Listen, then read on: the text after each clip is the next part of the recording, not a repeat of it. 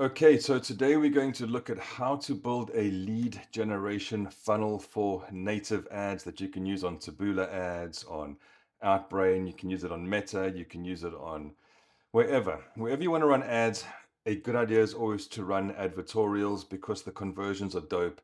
They do really, really well at generating leads. So you can use this anywhere in the world, any niche. You can sell leads to doctors, to lawyers, to construction, to financial services, anywhere, right? So knowing this skill and how to do it means you can literally make money anywhere in the world, wherever you live, or in places you don't live. You can sell leads anywhere, which is what we do. So let's start with a niche. Let's start with car insurance because car insurance is done everywhere. Wherever there's cars, you can sell car insurance leads. So I don't sell car insurance leads personally, but let's go through a hypothetical that if I wanted to sell car insurance leads, this is how I would quickly get my foundation lead generation funnel set up and ready to go, get data that I can refine and then scale the hell out of it. So the first thing I do is I go over to Fox News. And not because I'm a big Republican MAGA supporter, there's nothing wrong with that, power, but because the ads are grouped beautifully, right? Like all the ads are here that I need to research. So I can just keep refreshing, going through and looking at my ads in a nice, neat place. Where if I'm on MSNBC or something, they kind of all over the place and they drive me nuts because they really are mixed in with all the editorial content. So I go to Fox News, and that's where the groupings are nice. And the source is the same, right? That's still Outbrain or Taboola or whoever's supplying the ads. These are just nicely grouped.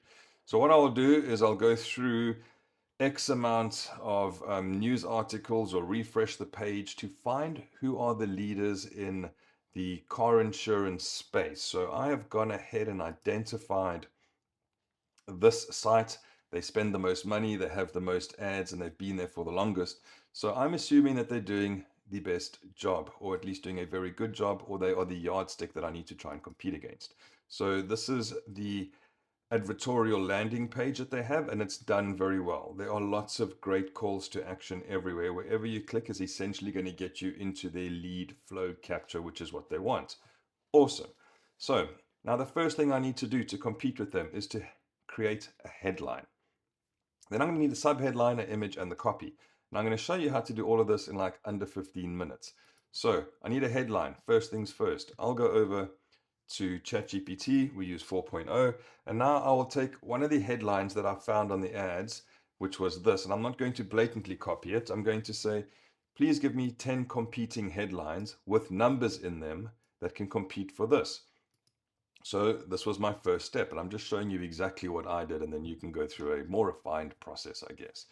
So I did this, and I got these, and then I forgot that, you being a dumbass goth, the headlines can't be more than 60 characters or they get truncated on mobile, right? So let's try that again. 10 how-to versions to compete with how to reduce your car insurance by up to 30% if you drive less than 60 miles a day. Headlines under 60 characters each. So this kind of spurred an idea for this headline, and then we popped this out. I love doing how-to ads or how-to headlines when I don't know where to start. It's like a really, really good headline formula. How to get a benefit without risking whatever, or how to get a benefit by doing XYZ. So something along those lines.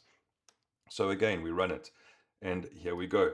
10 ideas. And now you can just keep spinning this, but I choose the ones that stick out to me quickly, that like I can spot, that are very easy to read, because that's exactly what happens when people are scrolling. They see those headlines. So how to save 30% automatically stuck out to me. So I was like, okay, cool. That's an idea, a starting place, but I need a few more ideas, right? Just doesn't take very long. Give me ideas. So the other thing that I like is good news for people who. So there's good news if you are this kind of person or in this situation. So that kind of makes you go, hey, I'm that person. What's the good news? So I said 10 headlines with the good news for people who drive under 50 miles a daily kind of angle, and of course under 60 characters, and spits these out. Cool. So there's some nice ones. Out of this, I made my own. I fused a couple of ideas that came into your head, which is what will happen to you, right? Because ideas come from wherever they come from. And I went with how to save up to 30% on car insurance driving less daily. It's got a benefit and it's kind of intriguing. Now I need a subheadline. Very, very simple. please give me 10 subheadline ideas for this headline. And what it gave me was this. Now, again, foot fault. GPT was going off the 60 character limit from the headline, but I don't have a 60 character limit on the subheadline. I like more 90 to 100 characters, so please make them 90 to 100 characters. And what immediately stuck out to me is this. If you drive under 50 miles daily, cool, perfect, copy, done. So I've got my headline and I've got my subheadline to compete with this. What I need next is the copy. I need the actual advertorial copy. Now, I'm never in a million years going to go and rip off someone's advertorial copy. If you do that, I hope you burn under the breath of 1,000 midget dragons. I don't know what that means, but it's the scummiest thing just to go rip somebody off. But what you can do is you can copy the URL and then you can go to ChatGPT again and say, hey, please refine this URL for me. So this copy, which is what I did. And what it gave me was this. So obviously that is not going to work. It's got all their links, etc. And it just looks pretty crappy. So like, no, just make unique copy for us. Use it merely for ideas. Don't use any of their links. What did I get? This. So very cool. This is a starting place. I'm not going to sit here and like try and refine it for the next 3, 4, 5 hours. Not at this point in time. At this point in time, I just want to get something into the marketplace and see what the conversions are with what I have put together. And then I can get the data and further refine and get a working model, right? There is not a ad person alive who just goes and writes a headline and the copy sticks it in and hits a winner every single time. Impossible. They don't exist. So we do a lot of A/B testing. So in order to do that, done beats perfect. So I'm getting this done. I now have the headline, the subheadline, and I've got the copy. I need an image. So when I look at their image, it's an okay image, I guess. But the types of images that stood out to me when I was doing the research was these weird like camera images from different angles, speed cameras, because they kind of make you look and go, hey, what is that? Like, I want to know more, like what's going on there. And the yellow always sticks out so well. If you look at a lot of ads that stick out well, there's a lot of yellow. So I'll copy this image and then I head over to Midjourney. And in Midjourney, I'll paste this image and then I'll give it a simple dummy prompt. Yellow speed cameras, right? Overlooking the traffic below, yellow cameras overlooking traffic, unique angle, and I want obviously high resolution, and I want an aspect ratio of 16:9 because most things are horizontal, and I use the style setting of 750. The default is 250. I like 3 times more style. So plug that in, pop this out, and I like this one here personally, so I hit the upsize number 4, 1, 2, 3, 4 is how it works, and I get this. Now I can't just take this image and go and stick it into my advertorial because it's going to be really big and heavy and it's going to take longer to download on mobile devices. So I copy it, I then go over to Canva and I can make any changes I want to the image. But then when I download it, I don't download it as a PNG anymore. I download it as a JPEG and I set the quality to 90.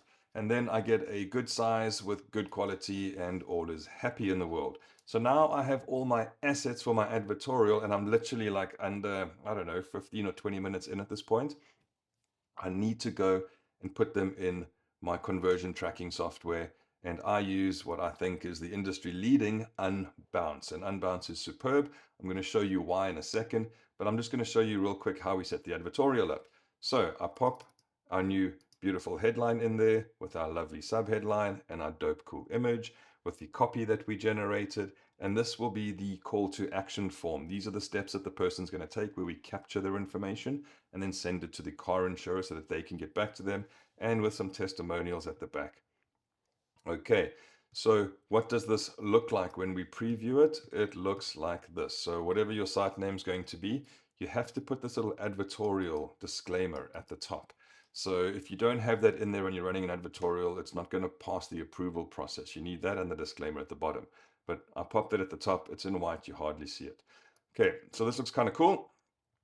There's all our information. And here's our get a free quote. So what this is the CTA, the call to action that we want them to fill out. We don't put a whole big form. It doesn't work as well. Breaking it up into bite-sized steps is much better. when people start making those steps, they tend to want to finish the process, right?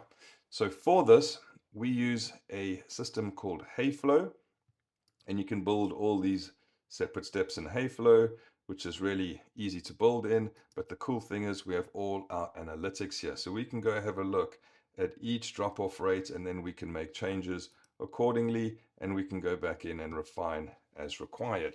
So when you are doing lead generation, that is what you do a hell of a lot of the time. You are always optimizing incremental little steps in the journey so that you can get a better overall conversion. So Unbound, like I mentioned to you, we use for conversion tracking because it's still, I think, the best. It does hurt the amount that you have to pay for it every month, but it is worth it if you're doing large scale lead gen. So this would be our hero advertorial that you just saw. And then I will always go ahead and do 2 more advertorials. So I'll change the headlines up and leave the hero images the same because I don't want to change too many things. I just want to be like, okay, cool, what headline is going to work first? Once we establish that after running traffic at it, we can then go and change up the hero image a few times.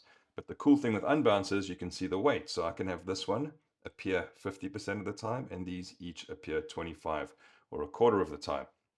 And that is essentially how we have gone ahead and we've set up this advertorial. We've written the headlines, the sub-headlines, created the images, all the copy, and made a lead gen form. And it really hasn't taken very long at all. And now you can do this to generate leads in hundreds of niches. I don't know how many. We do over 100,000 leads already on Taboola and native ads. So there's huge scope in understanding exactly how to do these processes. And as you can see, it really is pretty simple. This whole funnel is set up in a snap. So I hope that helped. If you have any questions, drop them in the comments and we'll hit you up. Take care. One love.